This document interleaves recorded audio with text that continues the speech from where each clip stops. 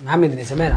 Absolutely. ఒకప్పుడు మన అమ్మమ్మల్లోని, తాతయ్యల్లో, నానమ్మల్లో, వయసు పైపడ్డ వాళ్ళలోని నడుము నొప్పి చూసేవాళ్ళం, వినేవాళ్ళం. కానీ ఇప్పుడు scenarios have change. About 60% of the Indians, ఎస్పెషల్గా 13 to 40 ఏజ్ గ్రూప్లో ఉన్న వాళ్ళలోని నడుము నొప్పులు ఇంకా కామన్గా చూస్తున్నాం. మ్యామ్ బ్యాక్ పెయిన్ రాకుండా ఏమైనా ప్రికాషన్స్ తీసుకోగలనా? డెఫినెట్గా. ఫస్ట్ ఇంపార్టెంట్ థింగ్ ఏంటంటే keep moving.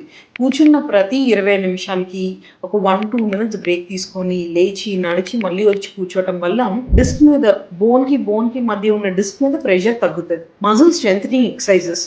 Swimming is the best option లేనాళ్ళు ఇంట్లోని ప్లాంక్స్, బ్రిడ్జెస్ లాంటి ఎక్సర్సైజెస్ చేయటం వల్ల బ్యాక్స్ మజిల్స్ అంటే అండరాలన్నీ స్ట్రెంథన్ అవుతాయి.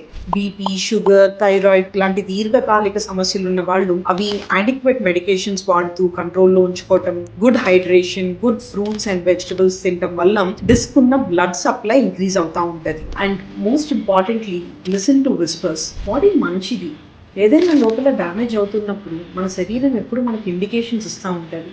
ఫ్యూ ఎగ్జాంపుల్స్ లైక్ మార్నింగ్ లేచినప్పుడు నడువంతా బిగువుగా పట్టేయటం, రాత్రి పడుకున్న తర్వాత నొప్పి బాధతో మళ్ళీ లేవాల్సిన అవసరం రావటం, కొన్నిసార్లు కాళ్ళల్లోని సూదులు గుచ్చుకున్నట్టు అనిపించటం. ఇలాంటి ఇండికేషన్స్ వచ్చినప్పుడు ఎర్లీ హెల్ప్ తీసుకోవటం వల్ల లాంగ్ టర్మ్ డ్యామేజ్ని అవాయిడ్ చేయగలుగుతాం.